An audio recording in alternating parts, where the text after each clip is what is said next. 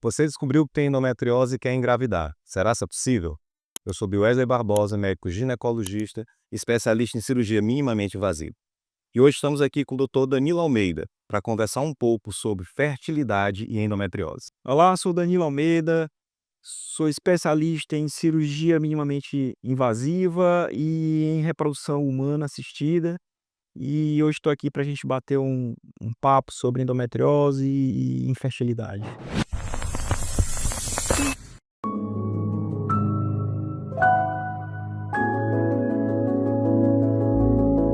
Danilo, a paciente descobriu que tem endometriose. Ela pode engravidar de forma natural sem precisar da reprodução assistida? Bem, em geral, a gente precisa estimar, né, qual o grau da doença, né? Então, existem doenças mínimas, né, peritoneais, mais leves, em que não tem tantas aderências, não tem tanto processo inflamatório, né? E tem lesões extensas que comprometem, né, o ovário, com cistos enormes, com lesões intestinais. E muitas vezes também essa paciente pode ter associada a adenomiose, né, que, entre aspas, é endometriose só restrita ao útero. Não é exatamente isso, mas é bem parecido e elas andam muito juntas. A gente precisa estimar qual o grau da lesão que essa paciente tem. Quando é que eu, no consultório, Danilo, consigo diferenciar a paciente que tem endometriose, quer engravidar? Quando é que eu consigo diferenciar que eu preciso mandar ela para a reprodução assistida? Bem, em geral, é a paciente que já vem tentando engravidar há algum tempo, né, e não tem conseguido, né, ou que já tenha passado por um procedimento cirúrgico ou tratamento clínico, né.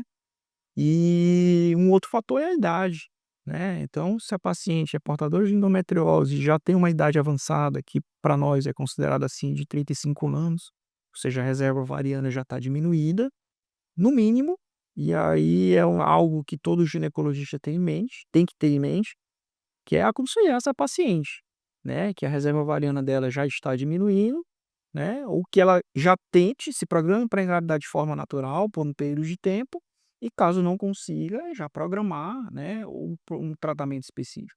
Na paciente sem endometriose, a gente aguarda ali 1 ano de tentativas regulares na relação sexual para tentar de forma natural a gravidez. Na paciente com endometriose, eu mantenho esse período de 1 ano, eu encurto esse período para um período menor de 6 meses. Como é que funciona? Bem, é sabido, né, que para se diagnosticar a infertilidade em casais, o casal deve estar tentando engravidar há pelo menos um ano, com relações frequentes, né, mensais, durante o período fértil. Mas a paciente com endometriose, ela é uma paciente que tem um olhar especial, merece um olhar especial do ginecologista. Então, por consenso, é considerado que devemos aguardar 6 meses. Essas pacientes, Danilo, com endometriose peritoneal, endometriose profunda, elas podem ter lesões ali nos ovários, né, e também nas trompas. Essa paciente, ela consegue fazer uma captação de óvulos de forma natural, naquela paciente em que eu já sei que ela não vai engravidar de forma natural, ela já passou do período de 6 meses, ela não é uma paciente cirúrgica, eu vou precisar fazer uma captação, eu consigo fazer essa captação de forma tranquila ou quando as medicações que eu utilizo para estimular o ovário também vão fazer uma estimulação da endometriose? Bem, em geral, a paciente com endometriose, a gente tem a preocupação de selecionar melhor as drogas, né? A gente faz um preparo antes dessa paciente para iniciar um tratamento de alta complexidade. Mas caso ela não tenha endometrioma ou os ovários, não há nenhum bloqueio para que a gente, por via vaginal, consiga acessar os ovários, a captação geralmente é super tranquila. A menos que haja uma lesão que impeça o acesso ao ovário, que haja um endometrioma que possa atrapalhar durante a captação, com a contaminação, né, dessa coleta com fluido endometriótico que é tóxico. Você falou da captação, não tendo ali um impedimento físico, mecânico para a captação, eu posso captar o óvulo mesmo desse ovário que possui o endometrioma. Eu tenho um limite de tamanho desse endometrioma ou de uma reserva folicular previamente avaliada para que eu possa fazer essa captação, ou a paciente que tem endometrioma, ela já é uma paciente que é candidata à cirurgia? Bem, O endometrioma, em geral, ele é mais deletério, existem endometriose, diversas, focos de endometriose, mas o endometrioma, ele é sabidamente mais deletério para a reserva ovariana, como você falou. Então, sempre o ideal, para paciente que é candidata a engravidar, é que antes da cirurgia a gente tem um hormônio antimileriano, né. Hoje a gente está se acostumando mais a pedir mais esse tipo de exame, porque sabidamente ele vai diminuir após a cirurgia. Então a gente tem que traçar o prognóstico antes do tratamento, cirúrgico. E, bem, em relação a operar o endometrioma, o tamanho específico, em geral, endometriomas mais volumosos, indica-se a retirada, A cirurgia prévia à coleta dos óvulos. embora tenha relatos, alguns trabalhos satisfatórios que somente fazem a punção, e a retirada desse líquido, né, e aí sem operar, com bons resultados, aí feito o estímulo e a captação em seguida, mas a cirurgia, por via de regra, ela é a mais adequada, em endometriomas volumosos. Você estava falando para gente, Danilo, em relação à reserva folicular com a avaliação do hormônio antimuleriano.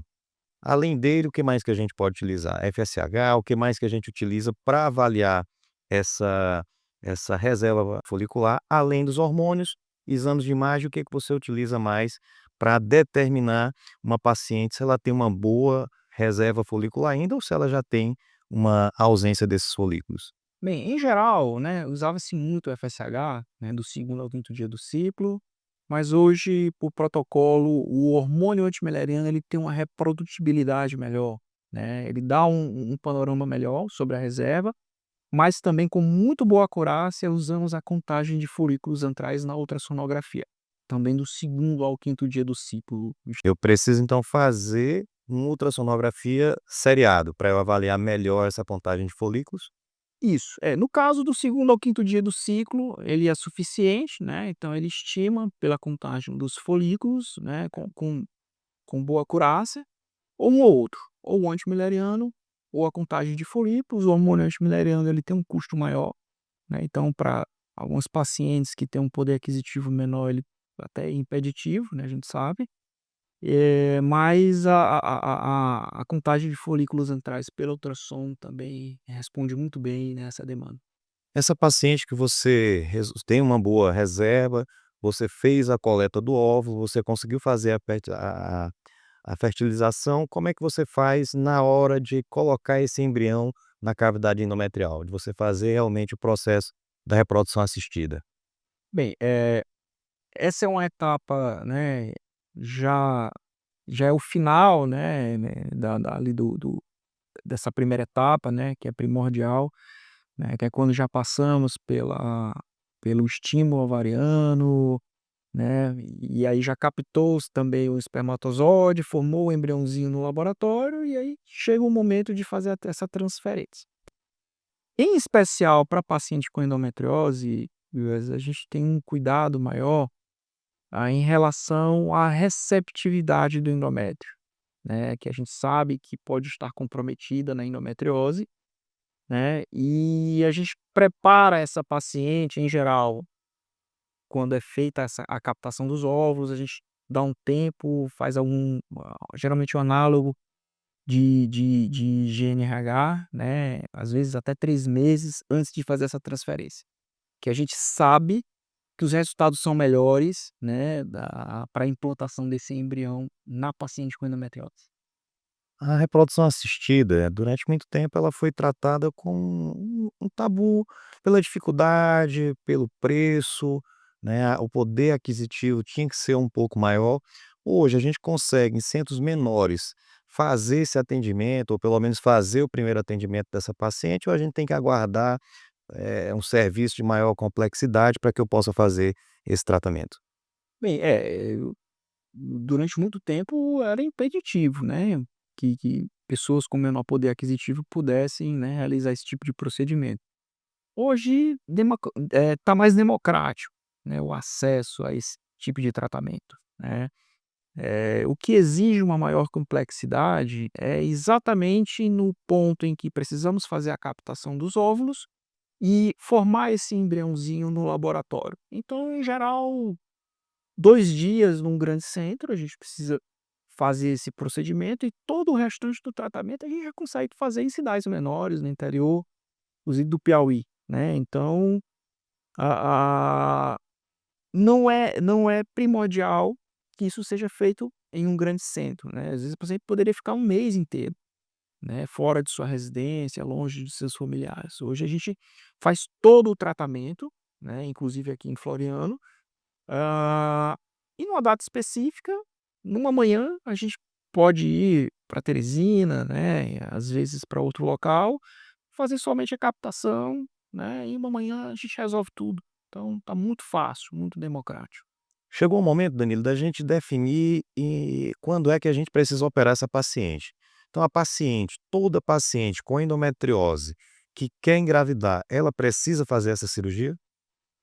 Bem, a cirurgia ela é limitada à qualidade de vida da paciente, tá. Então se a paciente sente muita dor, ela não consegue manter relações sexuais, atrapalha a intensidade da dor atrapalha no trabalho, então essa paciente deve operar em qualquer hipótese, tá, querendo ou não engravidar.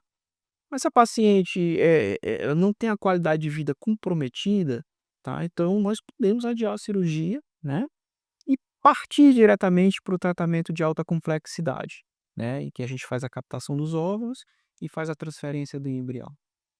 E Danilo, na paciente que não quer engravidar naquele momento, uma paciente jovem, descobriu que tem endometriose, essa paciente não tem a sintomatologia necessária para a cirurgia, essa paciente pode fazer algo para que eu possa manter uma reserva folicular?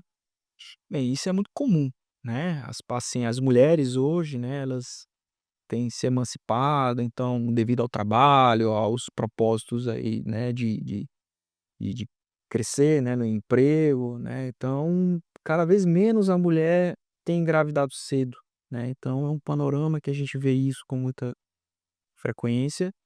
E mesmo com endometriose, a gente precisa entender que a reserva ovariana dessa mulher com endometriose, ela vai diminuindo muito mais rapidamente, né. Então, o que mais importa nesse momento é que ela saiba, né, qual a rese estime essa reserva ovariana e que seja aconselhada a fazer a preservação da fertilidade, né, e que a gente estimula os ovários para congelar esses óvulos, né, e no momento oportuno, né, da vida profissional, pessoal dessa mulher, ela possa, né, ter os óvulos congelados, com melhor qualidade do que na idade em que ela vai se propor a engravidar, e que com certeza é um fator primordial para que ela tenha mais sucesso, né, nesse objetivo de engravidar futuramente. A gente tem na medicina, Danilo, avanços considerados dentro de todas as áreas. Dentro da reprodução assistida, com a paciente com endometriose, eu tenho algo aí no horizonte que a gente possa vislumbrar para o tratamento dessa paciente com endometriose? Bem, durante muito tempo a gente tentou entender a endometriose, a gente ainda vem tentando entender a endometriose, né. E eu acredito, né, por tudo que eu tenho visto em congressos, pelo que eu tenho lido, que inclusive a medicina reprodutiva, ele deu uma visão, saiu um pouco da visão mais anatômica, né, das teorias que tenta explicar a endometriose para uma visão mais molecular, né. A gente, havia falado sobre a questão da receptividade do endométrio, então a gente está entendendo melhor a endometriose sob esse ponto de vista. Então acredito que a maior aliás, os estudos são mais promissores no campo molecular, em que a gente entende a expressão dos genes, né, envolvidos na endometriose, na produção de algumas proteínas no endométrio, na qualidade do embrião, né, em que ele também é prejudicado pela endometriose. Então o avanço ele vai se dar no campo molecular. Gostaria de te agradecer, Danilo, por essas explicações sobre endometriose e fertilidade, né, com a reprodução assistida. Trouxe com certeza para a gente tirou um monte de dúvidas que a gente tem sobre em que momento a gente deve fazer a cirurgia ou partir diretamente para um tratamento de alta complexidade. Bem, eu agradeço, né, pelo espaço, né, parabenizo pelo projeto, né, do canal Endometriose em Foco, né, trazendo aqui mais, informação para os pacientes, né, que é importantíssimo, é fundamental, né, principalmente sob o ponto de vista reprodutivo.